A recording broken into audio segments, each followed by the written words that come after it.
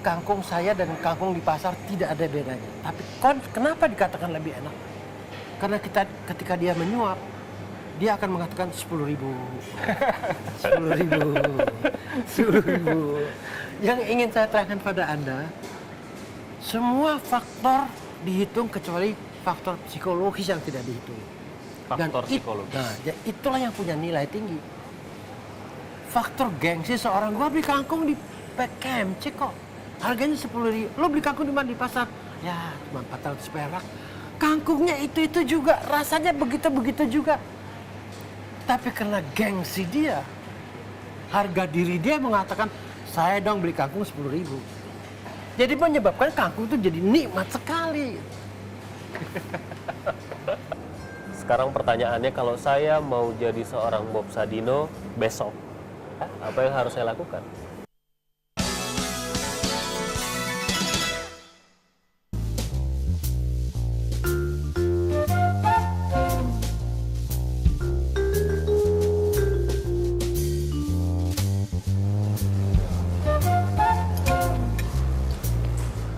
Oke, sudah berkeliling-keliling dari pagi tadi. Sekarang pertanyaannya, kalau saya mau jadi seorang Bob Sadino besok, apa yang harus saya lakukan? Pertama, janganlah jadi saya. Jadilah dirimu sendiri. Karena Kalau kamu mau jadi saya, boleh, tapi unggulilah dia. Jadi become beyond Bob Sadino. Itu yang saya harapkan dari Anda. Oke. Tapi itu satu yang sulit sekali ya. Karena Anda harus menempuh umur seperti saya 77 tahun dulu. Jalannya panjang sekali. Baik. Sebenarnya Anda yang ingin katakan tadi, apakah perlu kita punya tujuan? Ya kan? Jawaban saya adalah kita tidak perlu punya tujuan. Karena ketika kita tidak punya tujuan, kita juga tidak perlu punya rencana. Dan ini yang membingungkan untuk semua orang, hampir semua orang, bahwa hidup itu nggak mungkin nggak ada tujuan dan nggak mungkin juga nggak pakai rencana. Pertanyaan saya, apakah orang yang tidak punya tujuan dan tidak berencana itu tidak bisa mencapai sesuatu? Satu. Keduanya, sebetulnya bahasa Anda yang muter di situ lagi, ya kan? Tujuan dan rencana. Mari kita potong kompas saja, ya. Daripada Anda merencanakan sesuatu, bertindak sajalah. Nah, ketika Anda bertindak, Anda akan mendapat akibat dari tindakan Anda. Ini yang saya ingin terjemahkan, bahwa akibat itu bahasa Anda tujuan. Oke. Bahasa saya akibat. Bertindak itu bahasa Anda rencana. Bahasa saya bertindak. Tindakan, akibat, rencana, tujuan. Yang terakhir itu lebih ke konsep, tapi kalau yang versinya Om Bob lebih konkret. Nah, kalau bahasa Anda rencana tidak menghasilkan apa-apa. Versi saya, rencana menghasilkan sebuah rencana.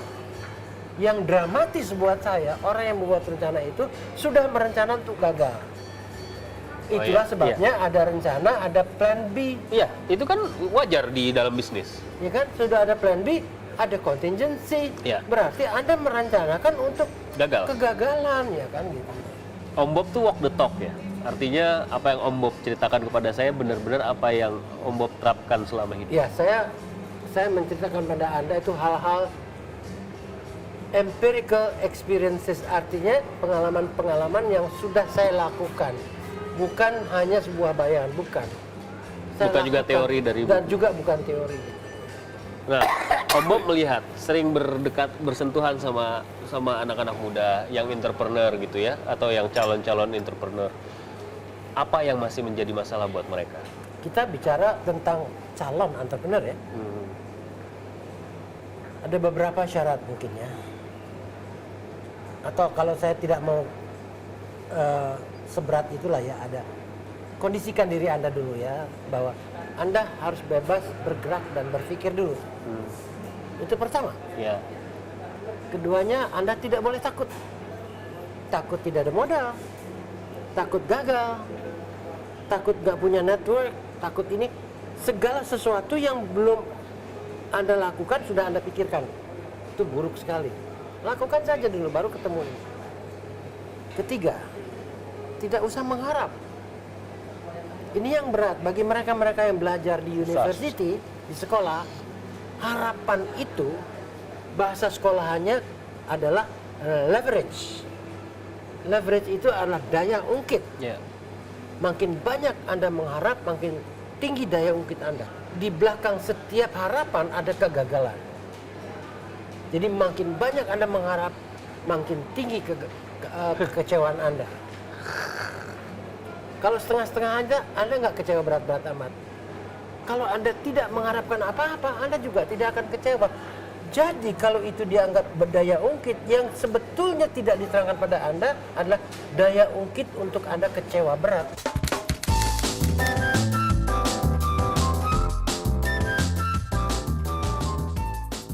Jadi udah 3 ya. 3. Saya minta satu lagi. Apa tuh? Adalah coba lepaskan belenggu jalan pikiran Anda sendiri. Contohnya, kalau kita mau capai angka 10, jalan Anda bagaimana? 1, 2, 3, 4, 5 dan Ya, kalau saya bebas ya, saya akan memilih 5 tambah 5 aja jadi 10. ya. Atau 12 kurang 2, 10. Atau 100 dibagi 10, 10. Jadi begitu banyak jalan untuk mencapai angka 10. Nah, inilah yang saya katakan, Anda belum melepaskan belenggu jalan pikiran Anda. Ya, Anda berpikir sangat linier. Atau pikiran Anda terstruktur karena Anda sekolah gitu. Maka Anda akan surprise ketika saya, iya ya, kok gampang amat ya buat umum ya. Mencapai 10 tuh 5 tambah 5 aja bisa ya. Kenapa saya mesti 1, habis 1 2. Kelamaan lah orang Jawa bilang gitu, kesuwen gitu ya.